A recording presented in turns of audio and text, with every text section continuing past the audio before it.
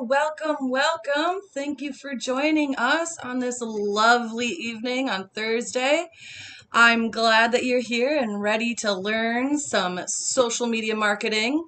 So we will go ahead and dive right into it. I hope everybody's doing great today. I'm really excited to be talking about some social media stuff with you.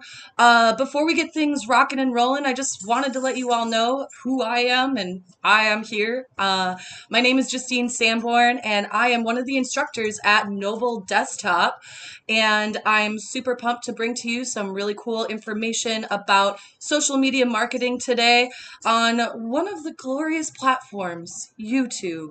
And we're doing it live here, so we're going to go ahead and just take a look at what we got going on here. Okay, our main focus today is going to be how to make engaging and lasting impact on social media.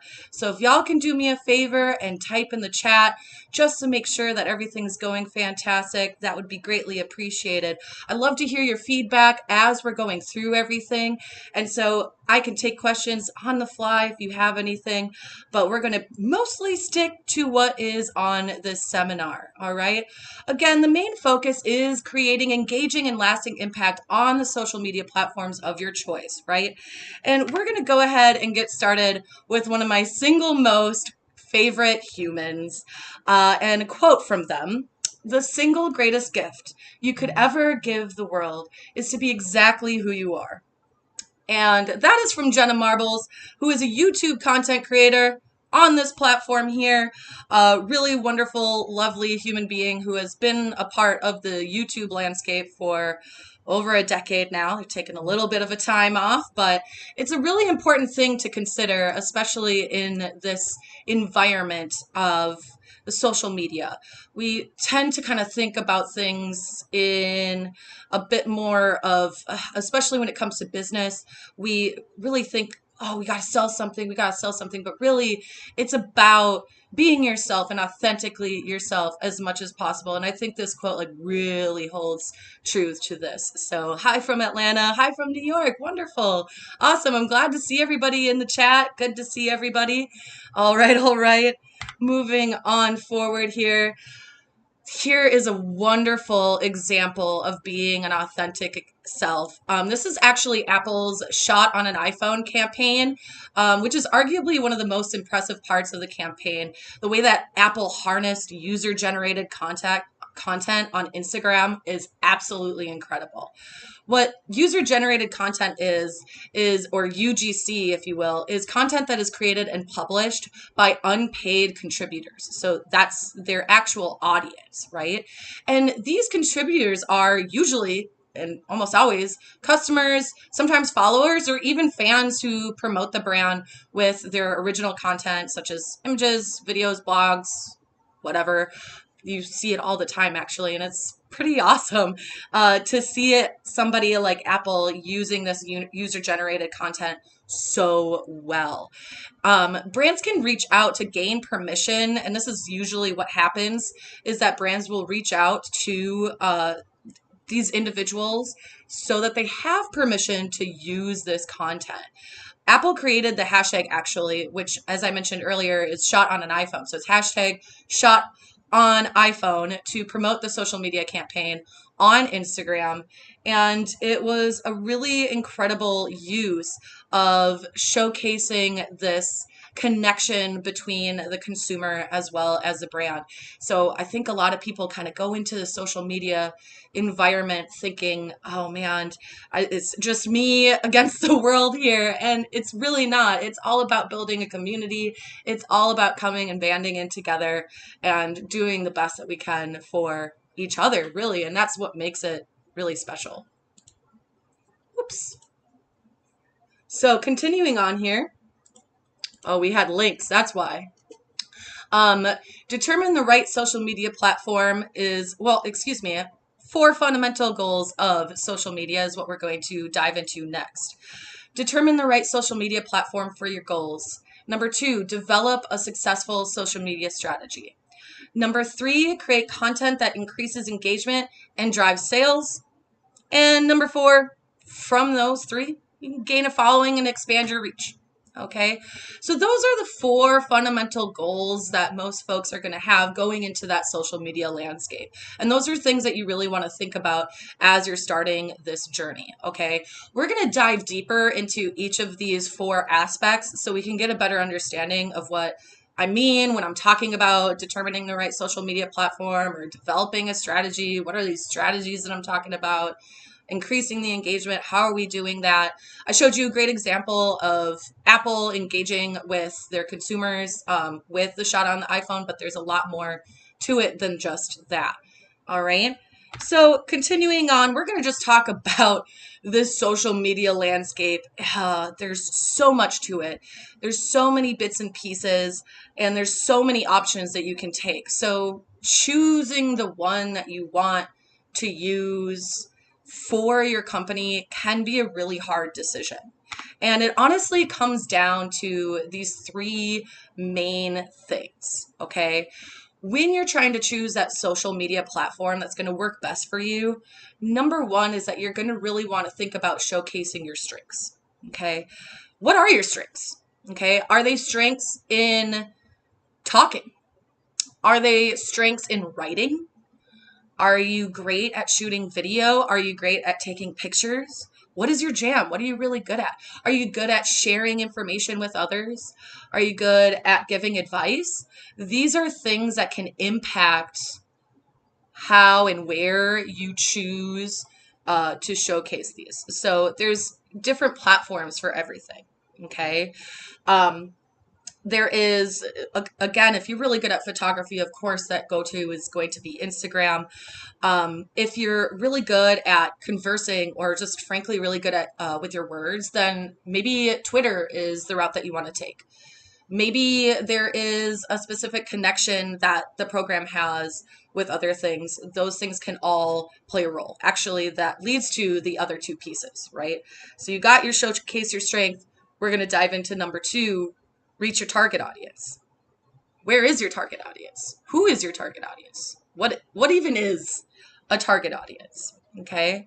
We're going to dive deeper into target audiences later into this presentation, but to summarize shortly for right now, it is a group of people that are a specific type of person. They go about their day to day in a specific way. Maybe they're in a specific location, or sometimes they're a specific age range.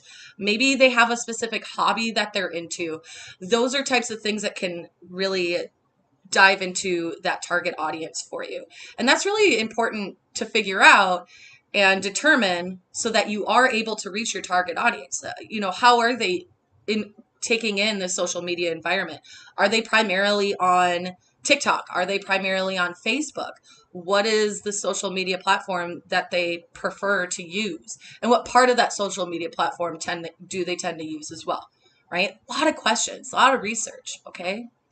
And number three, one of the important things, although personally mixed feels about it, is cross-posting to other platforms. I personally love cross-platform posting. However, there are certain platforms that, even though they promote cross-platform promotion, they want you to start the post on that platform and then share it elsewhere. Whereas some are like, yeah, it's fine that you created it wherever. You can post it here and that's totally okay. A really good example of that actually is Instagram and TikTok. All right. So TikTok, for example, is not a big fan of you creating content outside of the application. They really want you to take advantage of the features of TikTok, record the video directly with TikTok, and then you can share it cross platforms to other places like Facebook or Instagram, right? Speaking of, then you have Instagram, and Instagram is,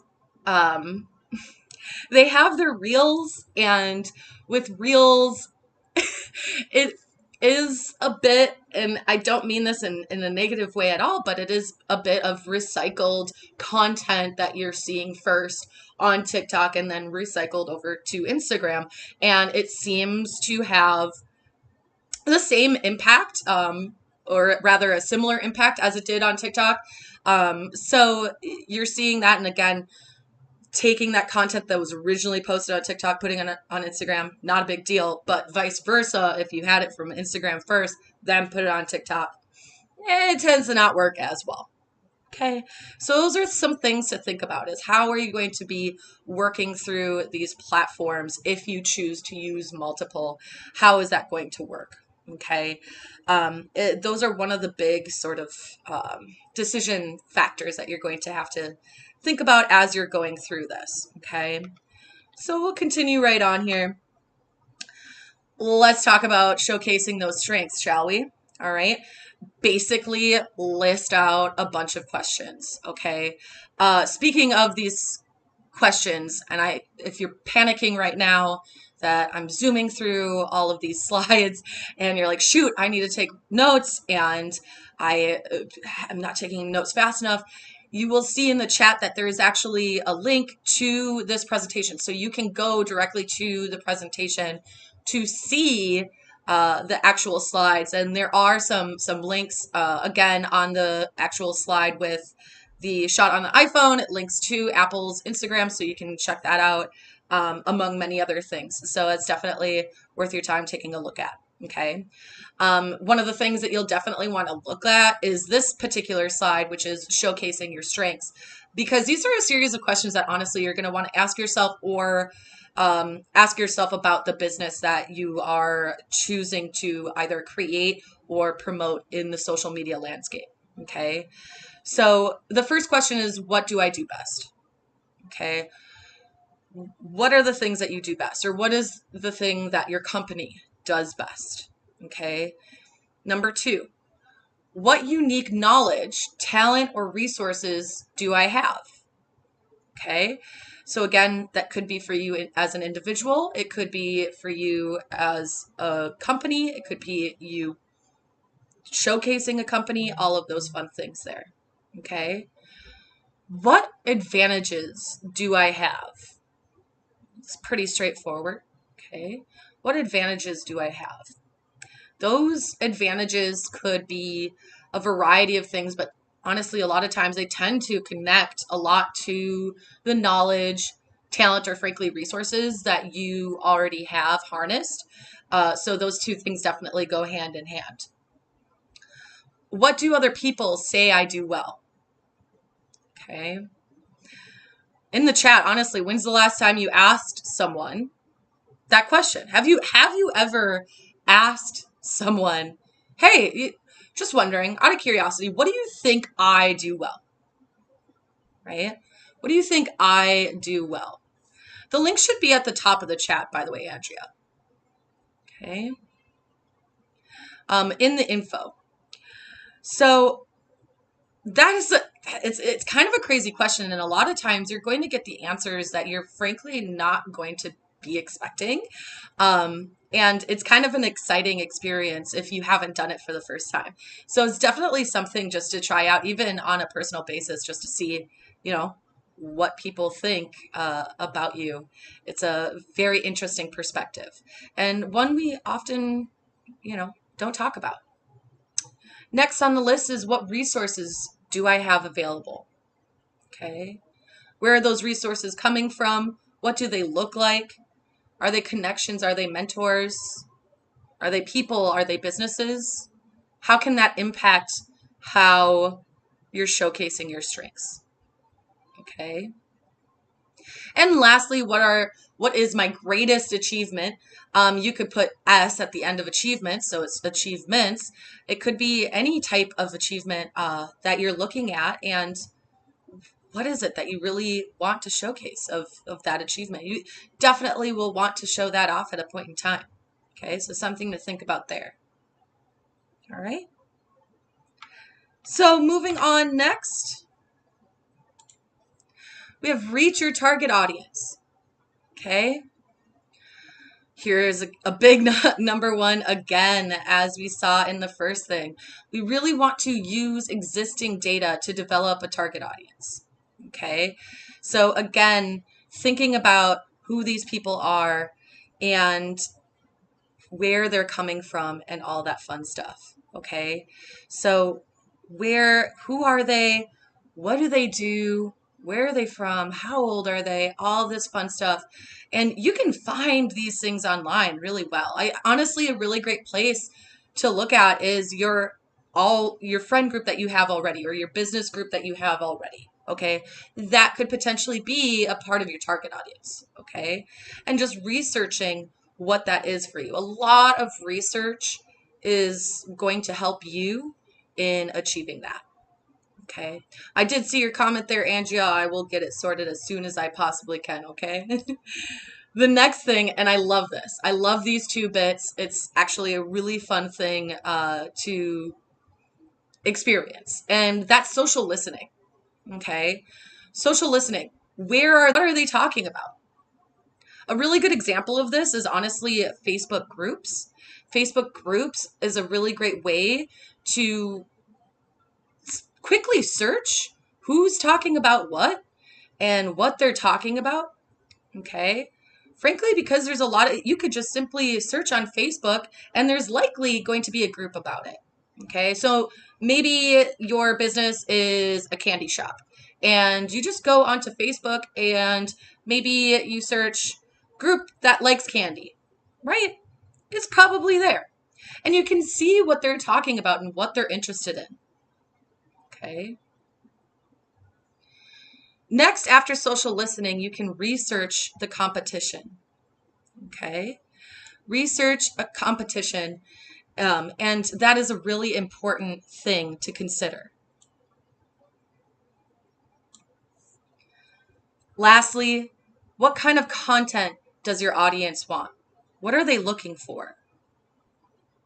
Okay. Are they asking questions? Are they trying to be involved? Right.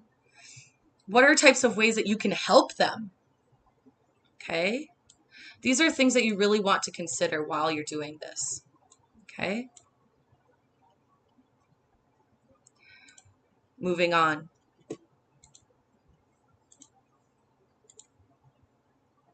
Cross-posting. Okay.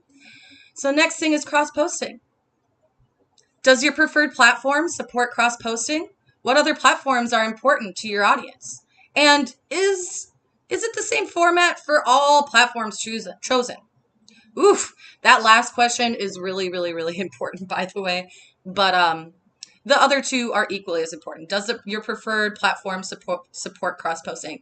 As I talked about earlier with the difference between Instagram and TikTok, sometimes that support isn't as strong as you'd want it to be. So you have to use that in terms of making the right decision on where maybe you're posting first or how you're posting your stuff ultimately. Okay. What other platforms are important to your audience? Again, that's similar to what we were talking about earlier. So where are they talking? What are they talking about? Where are they going to see your content? Okay. Super important to understand that. And is the same format, or is it the same format for all platforms? And long story short is no. Very rarely no. There are some general consistencies. Okay. But when it comes to posting content successfully, there's a lot more inconsistencies, frankly, than there are consistencies. For example, again, circling over to video content specifically, we have YouTube here that's formatted in a way that's 1920 by 1080. That means it's 1920 pixels and 1080 height. Okay, so 1920 pixels with 1080 height. Okay, versus TikTok, which is completely the opposite. It has the width of 1080 and the height of 1920. Now, that measurement is similar to what you're going to see on your stories in both Facebook and Instagram. So that will share well. But if you created content in YouTube and you want to share it to TikTok, that's going to be a bit more trying, right? Same thing with visual content, such as things on Instagram and Facebook. There are different sizes on both that can work, but there's some that are preferred. On Instagram, what I tend to see that seems to be more successful is their portrait option Their portrait option is going to be a width again of 1080 and a height of 1350. So it's a little taller than their squares, but it's not a full portrait, which is also a thing to consider when you're shooting your imagery. Okay. Squares, of course, work really well with Instagram. 1080 by 1080 works really well with Facebook, and honestly a lot of other platforms too. So sometimes choosing the square just to simply cross post onto other things can be advantageous. It just depends on what you're doing. Okay. So NHL is a really great example of understanding their target audience and posting to where they tend to be prevalent the most. So NHL has a lot of different platforms. A lot of different accounts on different platforms. One of their main ones, I would say, is their Instagram account. And if you go to their Instagram account, you'll see that there's a strong consistency of content that is relating directly to their target market and is really humanistic, right? Going back to that quote from Jenna Marbles, just being authentically you, right? And you're seeing that consistently with the content that they're posting on their Instagram, especially. Okay. We have another quote here. Wisdom is knowing the right path to take. Integrity is taking it. Okay. That has a lot to do with what we're dealing with when we're going into understanding where and how people see you on social media. Okay. And understanding, okay, this is probably going to be the best way to talk about this, or showcasing something that's really important to you, right? And just being, again, honest and genuine with that entire process. Okay.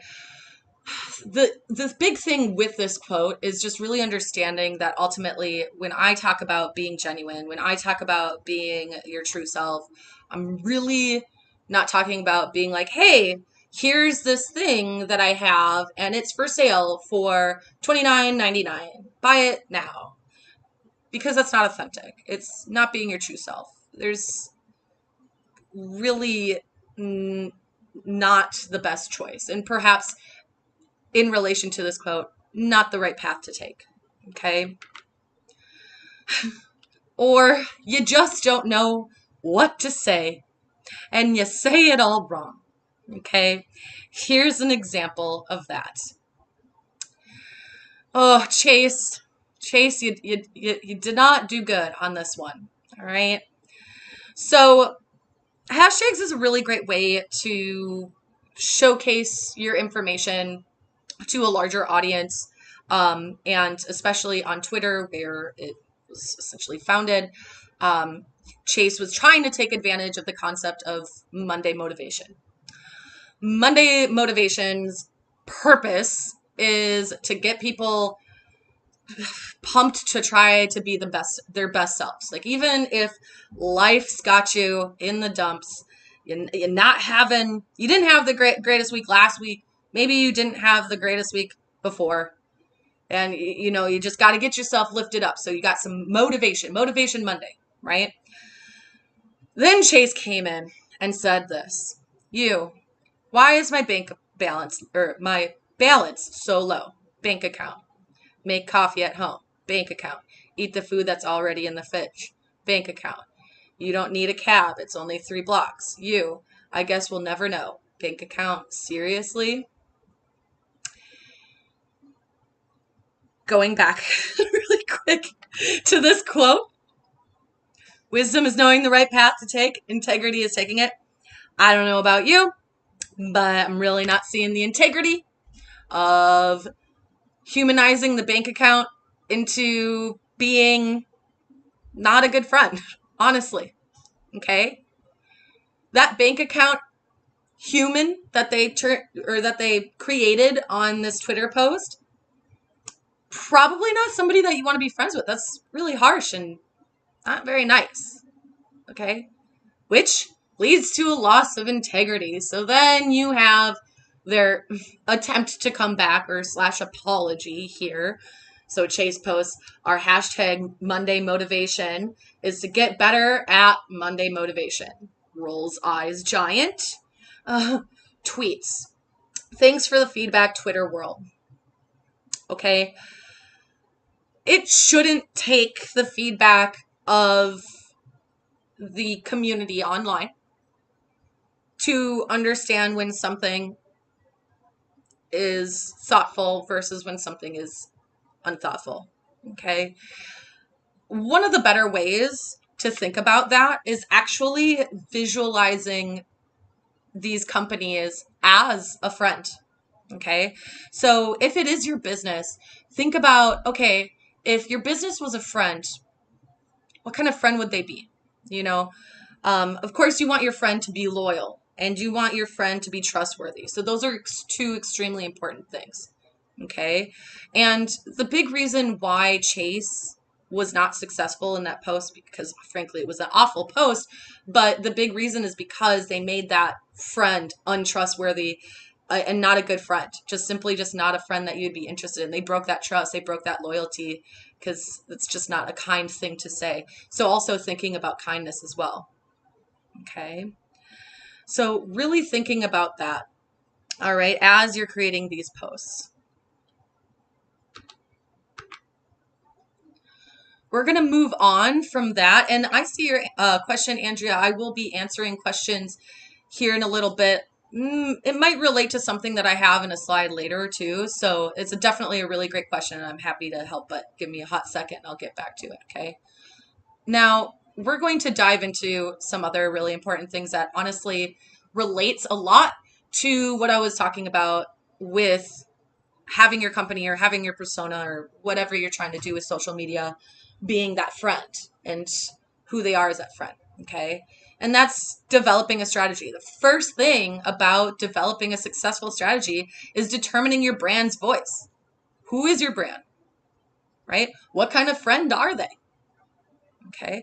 What kind of style are they? Are they really cool? Are they really chill? Are they bubbly? Are they quiet? These are things about a brand that you want to think about. What is that voice? Are they funny? Are they the jokester? These are things that you want to consider. Okay. Determine your brand's mission. Okay. Why are you here? Why are you posting on social media? What are you doing with it? Why?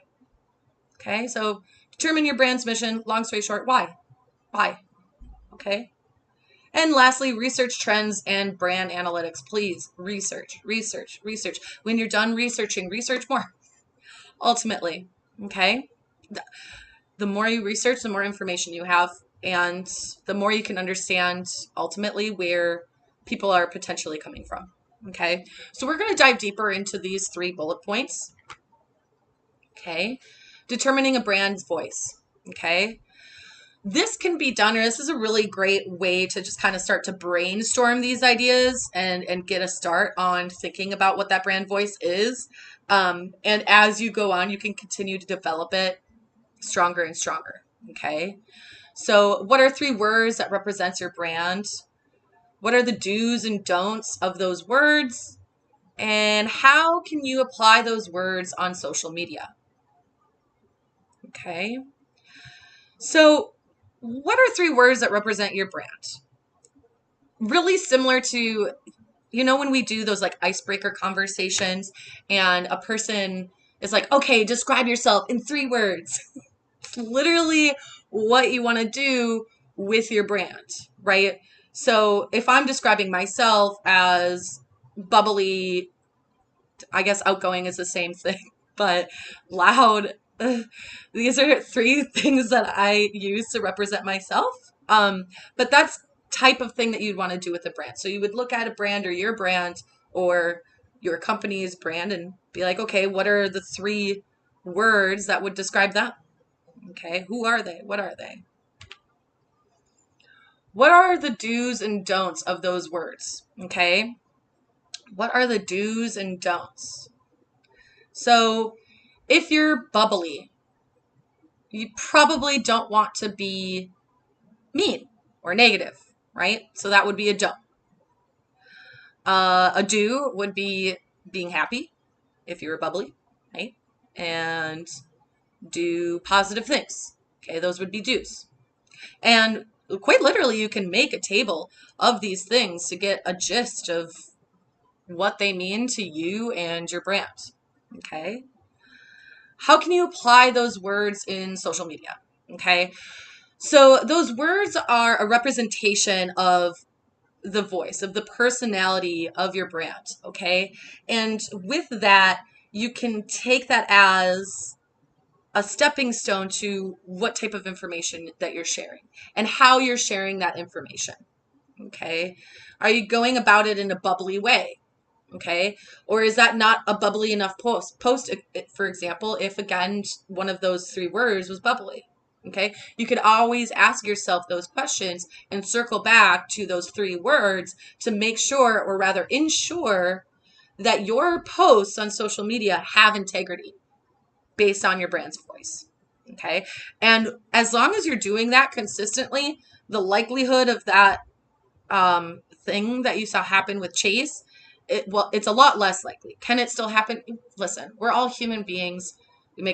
Honestly, it was a really, really bad mistake that they made. It's just really inconsiderate, but it can happen. Okay. And another part of integrity is ultimately how you deal with those instances as they come as well. Okay. So some food for thought there. Excuse me. Brand's mission. Okay. There's a lot of what's here, but I also mentioned whys. Okay. You can basically add all of those question mark words to this. Okay. Who, what, where, when, why. Okay. They can all be used here, but here's some three main things. Okay. What are your competitors' missions? What are your short-term goals? And what are your long-term goals? Okay. When I talk about these goals specifically for a brand, I'm talking about what your goals as a brand are, not necessarily what your goals for social media is. That will come later. Okay. Why does your brand exist is another one that can be added in there that's not listed on this list, but it's a really important one. So I would definitely make notes, make note of that one. Again, that's why does your brand exist? Okay. Why does your brand exist? And that brand could be you, but whatever. So looking at competitor admissions give you a really strong understanding of ultimately where you're coming from, which is why it could be one of the questions. Again, short-term and long-term goals ideally should match up. So the long-term goal of the company should be still on par to what that short-term goal is. Okay. If they're not on par anymore, that can be problematic. Okay. And that's something that you'd want to assess too. Like, oh, that might be a missing piece that we really want to think about. You want to pull those two together so that way they're a little bit more connected. Okay. So again, that's your brand's mission. Research trends and analytics. Okay. What is trending? What is trending? What is trending is ultimately the long story short here with all this. Okay. What's trending on your chosen platform? What's trending in your industry? What keywords is your target audience searching for? And what content is your target audience engaging with? Okay. So there's a lot of stuff going on here, but trends. Okay. And this is actually circling back. Andrea had a question about hashtags. So Andrea mentioned in the chat, can you explain the best way to use hashtags versus at something and what the difference is? Would really appreciate it. So something somewhat related to hashtags is a really great way to ultimately categorize your information. Okay. And especially in places like TikTok, especially like places like Instagram and Twitter, that is really, really important that you're putting your content in the right category. As long as you're putting your content in the right category, then your target audience is also likely to be able to see it. Note that I say likely. Okay. But with that being said, another amazing thing about hashtags is that they're really an, an essential tool of researching trends. And that basically follows suit for all platforms. Honestly, not Facebook so much. YouTube, not so much either. It's more of like a keywords thing or what's trending on Google. But in terms of your other main platforms that you would see, so you have your TikTok, your Instagram, and your Twitter, researching those hashtags will allow you to see what is trending. Okay. So a great way to start is finding a hashtag that you're interested in. Okay. So outside of teaching, I really like to roller skate. So a hashtag that I would look up is hashtag roller skating. And so I want to go to that hashtag and see how many posts are there, maybe how many posts have been there recently, and what other hashtags are relating to that specific hashtag. Okay. So you can just kind of deep dive from one thing and go into it. Okay. Another thing that's really helpful is platforms like TikTok, especially, show recent trending hashtags so that you can see what the recent trending hashtags are very easily. Whereas in some of your other platforms, such as Instagram, it's a little harder to see what hashtag is exactly trending on Instagram at the time. Still doable through the Explore page, among other things, but it's a little less clear as it is, again, on TikTok. Okay. So there's, long story short, one of the easiest ways to research what's trending is going to be through hashtags. Okay. Because it's ultimately a category of content. Okay. The ads we'll talk about maybe a little bit, but that's ultimately a completely separate thing from your hashtags, just to let you know. All right. Moving back into what we're looking at, what trends are in your industry. Okay. So again, I mentioned roller skating before, so I guess that would be my industry, right? So what type of trends would be in that, and then looking at the relating hashtags. So you could do that for cars, you could do that for clothing, etc. Okay. And find those specific hashtags that are working really well with your industry. Okay. Same deal with keywords. Okay. What keywords specifically is your audience searching for? This is extremely helpful for YouTube. Okay. So you can go to Google and see what these keywords are that they're searching for, see how many people have searched for it, and look at the content that's available for that as well. That's a really great place to figure out where maybe there's like a missing hole that you can dive into. Okay. Because there is so much content out there on the internet. It's kind of hard sometimes to like find where you belong. And there is plenty of instances where there are holes in information, or where you have an audience looking for information that's currently it's probably available, but just not a lot of it. Okay. And that's a really great opportunity for you to dive in and really start to make content for them. Okay. What content is your target audience engaging with? Okay. So same kind of thing when it comes to choosing your right platform that we talked about as well. Are they engaging with videos? Are they engaging with words? Are they engaging with photography? What is their main focus in terms of engagement? Okay. I love this sort of conversation, if you will. It's a really funny way of a company basically taking advantage of another company's mistake. Okay. So we have McDonald's. I'm just going to skip over to the right-hand side here. Black Friday with asterisks, need copy and link. And then Wendy's, when the tweets are as broken as the ice machine. And a really great way to, now granted, a lot of these fast food chains have taken this like sort of Joker comedic, personality, especially on Twitter. And so you're seeing Wendy is really taking advantage of that post and having and showcasing that comedian side of themselves. Okay. And then you have McDonald's. Today we announced that by mid 2018, all quarter pounder burgers at the majority of our restaurants will be cooked with fresh beef. Majority, right? So Wendy says again, so you're still using frozen beef on most of your burgers in all your restaurants, asking for a friend. Okay.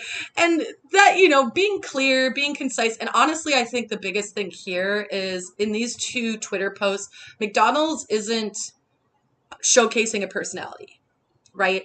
Whereas Wendy is really diving into their jokester personality. They're like, we're jokesters, we're funny, and we're going to come at you with how we feel about your lack of personality posts. Okay. So ultimately, that's something really to think about to engage your audience, which is actually something we're going to dive into. Okay. Social networks aren't about websites, they're about experiences. Okay. So this entire time I've been talking mostly about developing this experience that you're going to create for your viewer. And I haven't been talking as much about anything else in terms of, what are the defined information about Instagram and TikTok, etc. I'm talking about more of the content that you're creating. All right. And that is because the content itself is the most important part of it. Okay. So again, social networks aren't just websites or plop in information. It's about experiences. Okay. And that's, by the way, from Mike De Lorenzo from the NHL Social Media Marketing. And again, as I mentioned before, they do a really great job connecting to their audience and showcasing their personality as kind of like the sports guy or sports friend that you might have around. Okay. All right, so I have an example of a Burger King ad. Now, Burger King has has been doing a pretty great job in terms of their personality on Twitter, especially. Their Instagram tends to be a bit of a hit and miss, where there's some really good stuff there, and then there's some stuff that just doesn't work as well. Okay, it's not that this is terrible. All right, it's just that it could be better. All right. So when we look at the visual, it's all about the chicken or the chicken, thing, and they're playing a little wordplay there. But you look at the content on the right hand side, it says all the other chicken sandwiches wish they were the chicken. It's just really bland. Make a meal out of it, get a free Whopper when you buy the chicken at BK app. It's not engaging because it's so dry. There isn't personality into it. I can see that they were trying to add a personality to it, but just wasn't shining through. Okay. Again, they have moments. Again, it goes back and forth, and we're actually going to see that after we talk about creating engaging content. Okay. Number one, more storytelling, less static. Okay. This static. Okay. It's just a static 2D image with static, frankly, 2D information on it. Nothing interesting. There's no personality about it. Okay. Be consistent. That's another thing where Burger King, I think, does a better job with their image, if you will, on Twitter versus Instagram, because the consistency factor on Instagram could be improved, in my opinion. Okay. And that's what I'm ultimately showing you here very shortly. And then lastly, quality content. Okay. Quality content shot on, it could be hashtag shot on an iPhone for all I care. But as long as it's visual, it has a good visual quality. Okay. Less could be said for certain parts of social media platforms, specifically stories. And then sometimes TikTok, but not always. Mixed feels about quality for TikTok. I would say better quality tends to do better on TikTok, but you could do either or. However, for stories, overall, it tends to be a better decision to do something that looks like it was at home created, not super high quality. Okay, so there are certain places where the less the quality is, the better it is. Just depends. Okay. Storytelling versus static. Basic sales tactics are boring and not empathetic. Okay. Make your stories personable. make your stories captivating, make your stories reach your audience emotionally. Okay. Empathetic and emotional, you know, those go hand in hand. Okay. You want to get to your audience on an emotional level. You want to understand who they are, not as like what they do day to day, whatever, but like literally how they're feeling. Okay. Once you understand how they're feeling, you can create content that is substantially more personable. Okay. A lot of times when you're creating stories, talking about sometimes a specific individual, there was a trend on social media. It was before the pandemic, but it might have been well before the pandemic. But anyway, there was a time on social media where a lot of companies were um, basically interviewing some of their employees or people that worked at their company. Some people did it really well. Some businesses didn't do it as well. Ultimately, where it was done well is when we got to see the emotional side of that worker and like really how they felt, and it wasn't a scripted scenario for that particular company. It was more of like honest day to day, like, hey, this is how I'm feeling, this is how I go about my work, and this is why I'm here. You know what I mean? And those were really successful. Okay. And because they were grabbing people in an emotional way, that story became captivating because of that. Okay. A really great way to think about things that are captivating. A lot of us see the commercials that air during the Super Bowl. That type of advertising is a really great way to kind of get a gist of what I mean when it comes to storytelling. Okay. So those type of commercials as well. Okay. Be consistent. Okay. How frequently should you post on a platform? When is your audience present on a platform? Respond to comments quickly. Okay. How frequently should you post on a platform? Depends on the platform. Okay. So YouTube is once a week. TikTok daily is ideal. Instagram varies. It could be anywhere between 1 to 3 posts a day. And then posting multiple times in a story. So just listing those three, that's a lot of content. Okay. Which is why that cross-platform thing that we were talking about earlier is so important, because if you are to post frequently or as frequently as ideally you should on a platform, it's a lot. It's a lot of work to be consistent and post consistently. Have consistent quality, post consistently. Oh, it's a lot. It's a lot. Okay. A lot of people create post schedules and things like that can help them through that process. Okay. But ultimately, that frequency does depend on the platform that you're choosing. When is your audience present on that platform? A lot of these platforms will give you analytics in terms of when people are looking at things, or how, when people are on social media. Okay. Which is great. All right. I love to look at my Instagram audience, and actually surprised me. For a really long time, I was posting, I would post basically before I would go to work. And so I would post at like 8:30, 9 a.m. Okay. And I was pretty consistent. I was consistent, day to day, and just wasn't really getting like the amount of views that I really expected on certain posts.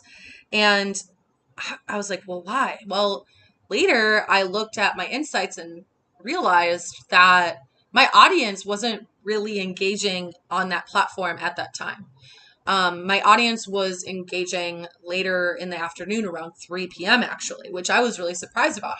I thought, well, maybe it'd be early in the morning or like noon or later in the evening. And I was totally wrong, right? So instead, I should have been posting at 3 p.m. instead of 9 a.m. Now, sometimes it's hard to make that decision depending on what works best for your schedule as well. But it is always really important to know when, again, your audience is present. Okay. Respond quickly to comments, okay? Those comments are direct engagement with the content that you're producing. So it's really important to be consistently engaging with them as quickly as they're commenting, okay? If you choose not to comment within a day's time, for example, they might lose interest in continuing the conversation. The longer a conversation is on a post, the more engagement overall that you're going to get.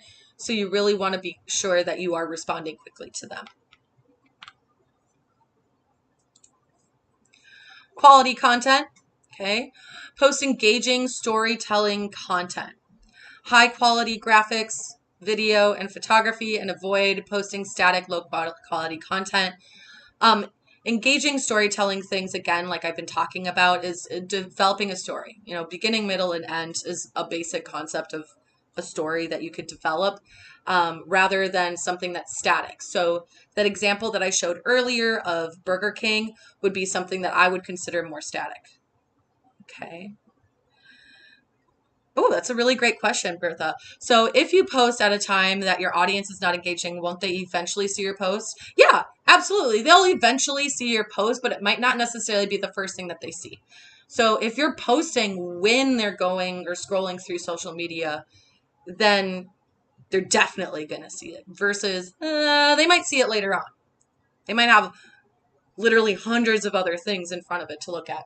And I mean, you do also have an algorithm that you're trying to work with as well, which is another thing. Okay. So, like I said, it depends on your schedule and what works best for you, but it is ideal to try to post stuff when your audience is engaging with that platform the most. Okay. High quality graphics, video, and photography. Honestly, the vast majority of our smartphones and tablets have high quality cameras on them and can shoot high quality content. All right. But let me tell you, lights are your best friend. No joke. Okay. Because depending on the lighting of an environment can make or break the content that you're showing. So consider investing in some things that might help. Ring lights, of course, are like your go-to social media lighting source. I have a ring light on right now. Okay. This is ring light action. Okay. You know, also having backlights and things like that. These are types of things to think about because they can elevate the visuals a lot more. Okay. What else is there?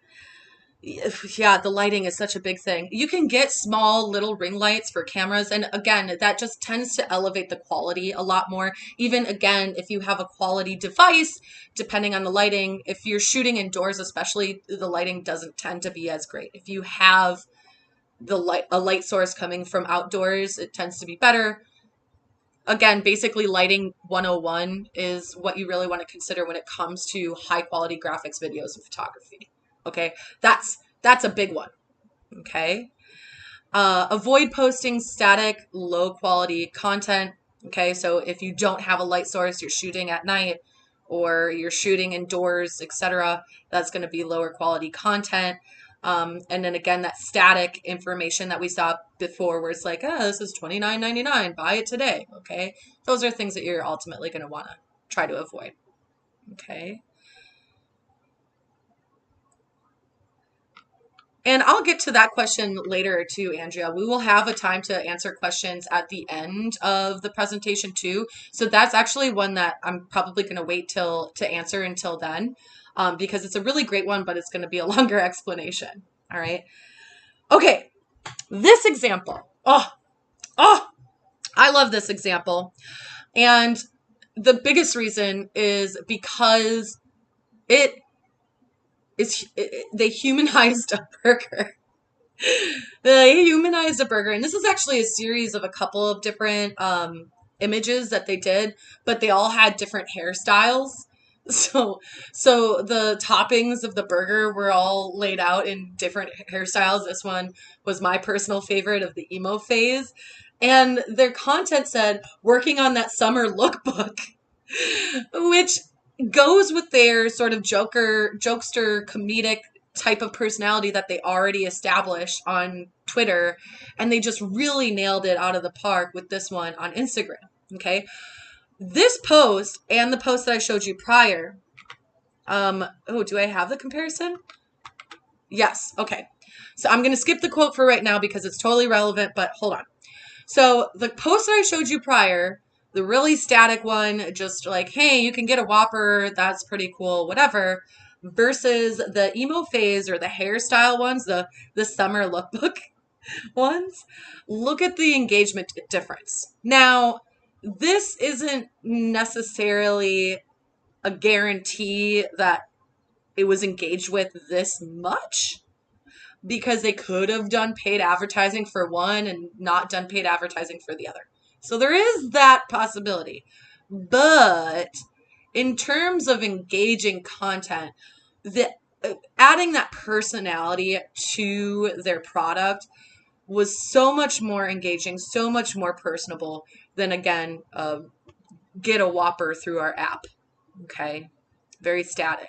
So ultimately, the comparison between the two here is you have your static on the left-hand side and you have your storytelling on the right-hand side with the beautiful summer lookbook, the emo phase. Okay. Now let's circle back real quick to that quote. If folks don't know who Maya Angelou is, she's an American poet and activist, an amazing human being. If you haven't heard about her before, definitely look her up. She's an incredible human. This is a wonderful quote as well. I mean, I would expect nothing less, but she goes on to say, people will forget what you said. People will forget what you did, but people will never forget how you made them feel. This is why we're talking about storytelling, because this is the honest to goodness truth. Okay. You want to get to your audience on an emotional level. Okay. And it's extremely important that you do so. Okay. Now, how do you gain that following and expand your reach, right? Once you've got that brand nailed down, you understand what your brand is, you understand the type of stories that you want to be sharing, you know the voice that you're going to be using. Now, how do you gain that following? Okay. First of all, quality over quantity. Okay. Especially when you're first starting out, you're going to really want to go for finding folks that are going to be ultimately your number one fans or your number one supporters. You want a solid group of number one supporters when you're first starting. Okay. Because they're going to hold you through the rest of this experience. Okay.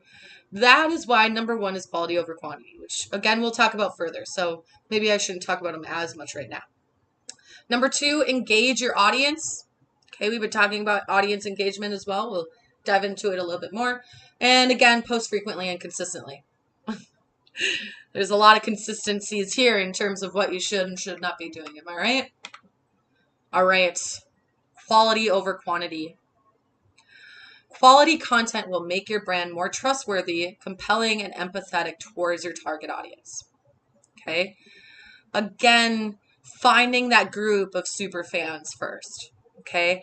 And having them there for you all the time. That is going to be a really important thing, because when they like something, then that's going to tell the algorithm, okay, the super fans dig this. Let's send it to more people. If the more people like it, okay, let's send it to more people. And that's if there is an algorithm on the platform that you're choosing to use, such as, well, Instagram has an algorithm. TikTok has an algorithm. Twitter has top tweets, which is a little different, but the top tweets has an algorithm. Really confusing. Anyway, yeah, you definitely want to be compelling and empathetic. Okay. Engage your audience. Respond with your audience in your voice. Avoid shallow, empty responses and ask questions. Okay. I've been giving some examples earlier, again, with Burger King. Burger King tends to really showcase their voice. Sometimes, again, on Instagram, it's sometimes a miss, right? And that's, again, avoiding the shallow meh responses. You want to bring out your personality in every response that you're doing. Okay. Also, feel free to ask questions. It's a really great way to engage your audience. Ask your audience, how are you doing today? How was your day? What did you do today? You know, or just questions to get them talking. Okay. That is one of the fastest ways that you can get the engagement going up. Okay. So I always think about asking those questions and seeing if you can get that conversation going. Once maybe someone responds, then somebody can point out something on that, and then it just kind of tree branches out from there. Okay. Post frequently. Okay. As I mentioned these earlier when I had the post frequently as well. So again, post at least weekly on YouTube or a blog, post at least daily on TikTok, Instagram, and Facebook, post at least 3 times a day on stories and Snapchat. Okay. Note that I said at least daily on TikTok, Instagram, and Facebook. It could be more. And you can watch your analytics to see, because it's different for everybody on how many times or how frequently you should post, depending on your content and depending on your audience. Okay. So for some folks, it might be better to actually post more on Instagram than just once a day. It just depends. Okay. But at least daily. Okay. At least 3 times on your stories or Snapchat. That's an extremely engaging platform. So you want to make sure extremely engaging because it's a personable part of these social media platforms. So you do want to make sure that you're posting frequently. It's kind of like almost like a diary, if you will. Okay, those stories in Snapchat. Oh boy. I don't think y'all are ready for this. I don't know if I'm ready for this. This is a video that ended up gaining its popularity in 2020. 2021. And it's really popular on YouTube. It was a commercial, I believe, also during the Super Bowl. But the reason that I am going to show it is because you will see how this advertisement directly relates to the idea of relating to the audience on an emotional level. Okay. Just to give you kind of like a taste of what I mean when I'm talking about really, really engage with your audience again on that emotional level. Okay. So this ad is by Google.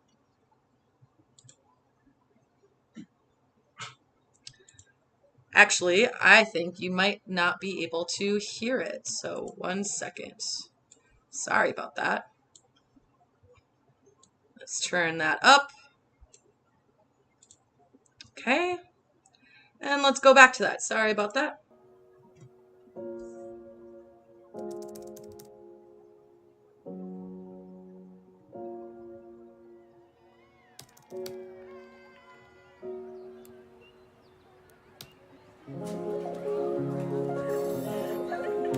Mesdames et messieurs, bienvenue au McDonald's pour l'embarquement.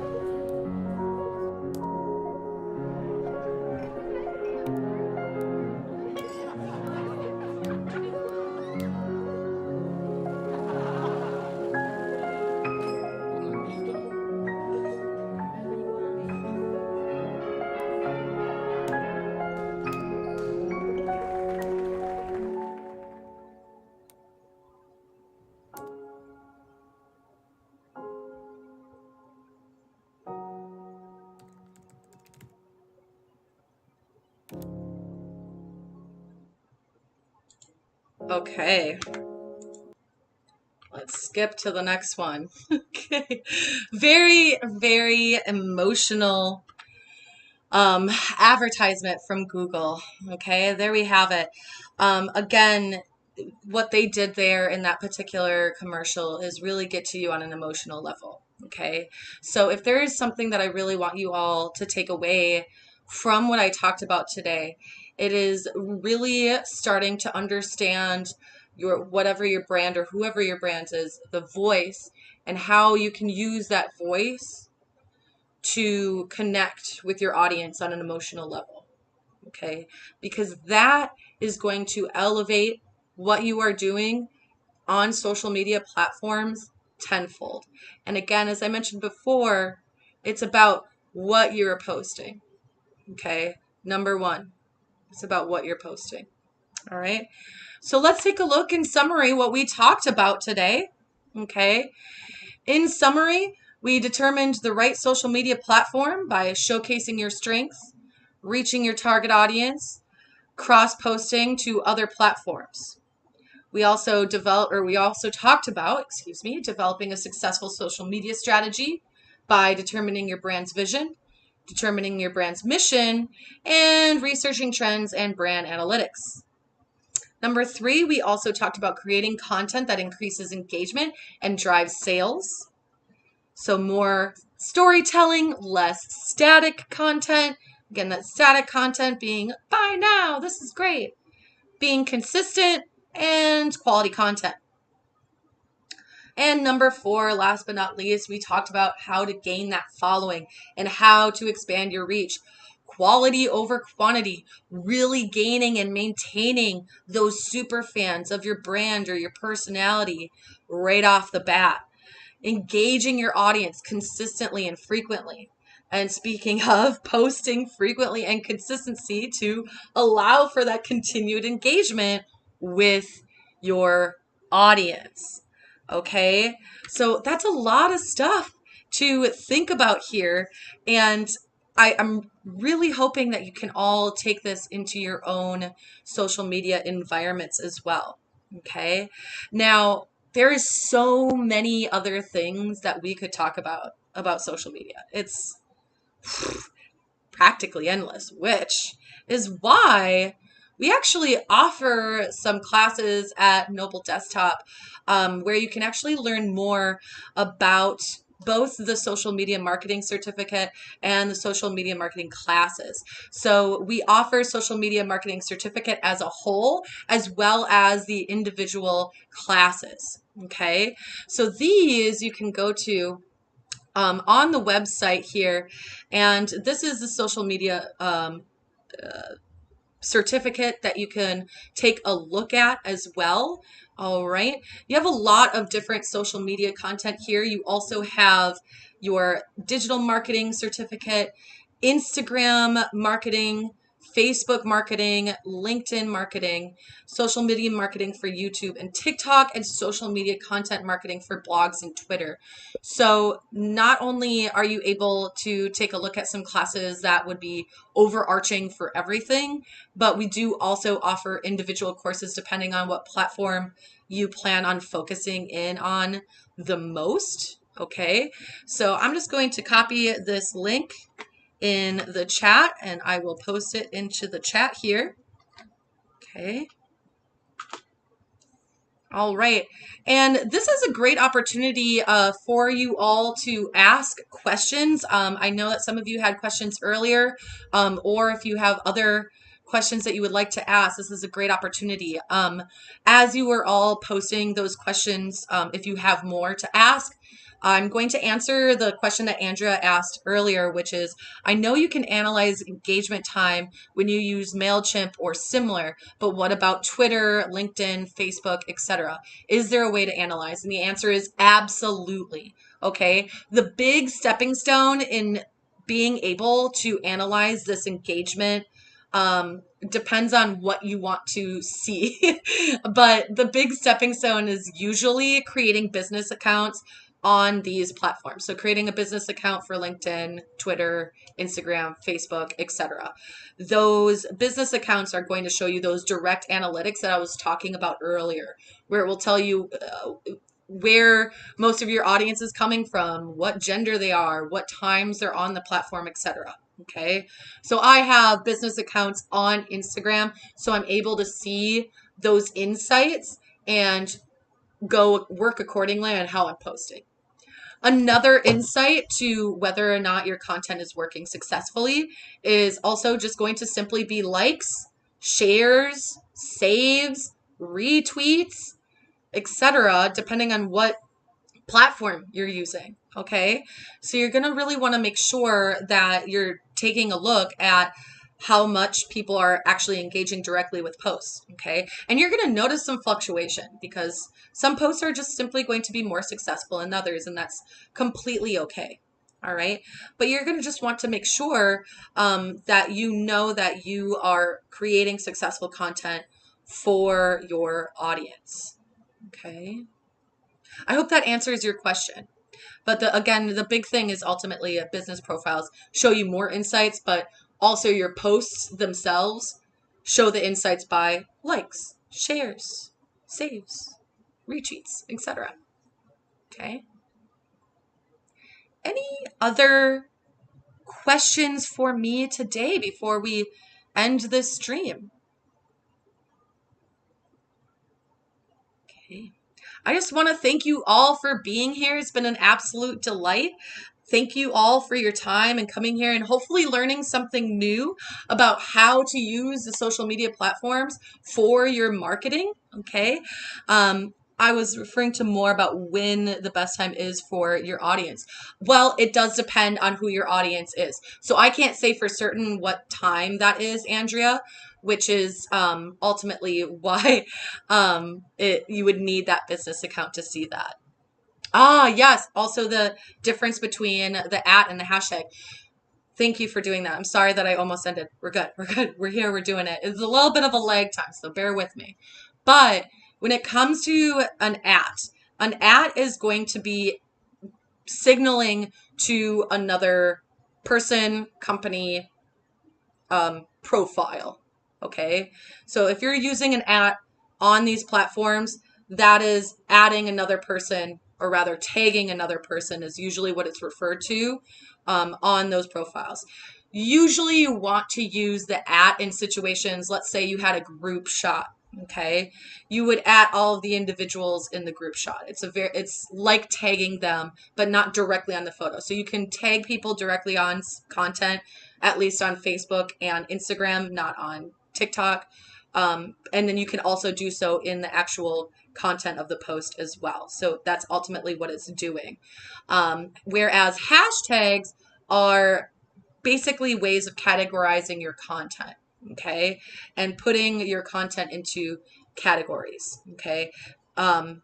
It's a way for people to, as I mentioned before, search your content. So you really want to be mindful of what hashtags you're using and make sure that it's relating to what you're posting. Okay. I know IG is trying to compete with TikTok. That's a fact.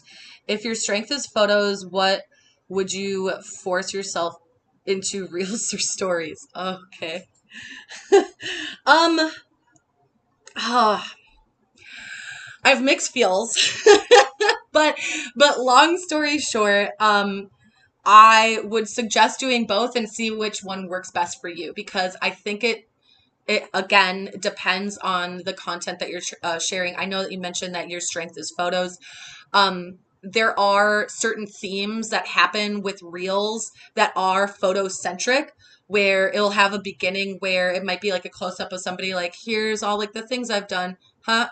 And then it zooms into 10, 12 different photos that you shot. So that's a way that the reels are frequently used for photography based content. I don't think photography based content works really well in stories, but again, using stories as more of like a diary tends to be more successful. So basically, behind the scenes footage in stories works really well.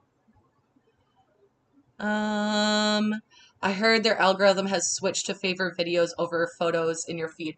That is, yes. And the reason for that is, so the co-founder of Instagram mentioned something, and I might be quoting him wrong on this, but he said something on the lines of the platform Instagram is meant about, or its purpose is to create experiences.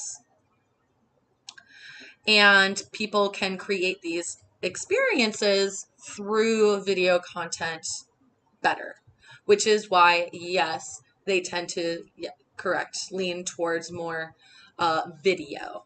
But a word that you want to really think about and maybe dissect in the future is, the definition of what an experience is and how people can experience your photos, okay? Because I think photography still is going to be an integral part of that platform. At least I would assume so, because there's also so many other video platforms. The photography part is what sort of differentiates Instagram, at least right now. So, thinking about how to create that experience, I mentioned behind the scenes, right? A good example of that is with photography or static content on Instagram. Something that you could do is you could post multiple photos, and develop a story that way. So each part is basically like a still shot of a video. And that's a really great way of showcasing an experience without posting video. Um, Also, when using hashtags, it used to be that you wanted to post a lot to get views. Yup. But it is not kosher, not recommended, bad taste in the mouth for your audience. Yeah, yeah, absolutely. I like the way that you, you worded it there, but you're absolutely correct. That with your hashtags, you want to, there's a couple do's and don'ts ultimately about the hashtags that we didn't really dive into today. We do dive into it in a lot more detail, by the way, in our social media marketing courses that I linked for you. But to make the long story short, you want to make sure that you don't overdo it on the hashtags. You make sure that those hashtags are relevant to what you're posting. So don't overdo it on the hashtags. Make sure they're relevant. I would say ultimately don't really need more than 10. 10 is even questionably overdoing it. You'll see you'll see people post their hashtags as comments, which is, and then they'll have like a whole laundry list, which, whatever, but honestly, the hashtags that are really important are the popular hashtags in the area of focus that you're in. Those are the ones that are really going to get your traffic. Okay. Awesome questions. Thank you so much for these questions. I love to engage with all of you, and I really appreciate you all staying here until the very end. Thank you for being a part of this. Again, make sure to check out nobledesktop.com. Check out the courses that we have available.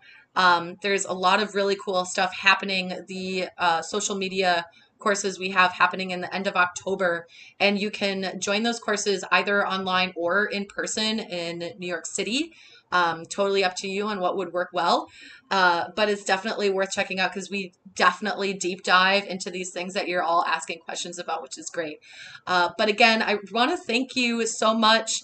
Yeah, awesome. Really great. Oh, I appreciate it. I'm really glad that you all enjoyed it. And, until next time, I'll see you all later. Thank you for coming and have a great evening. Bye.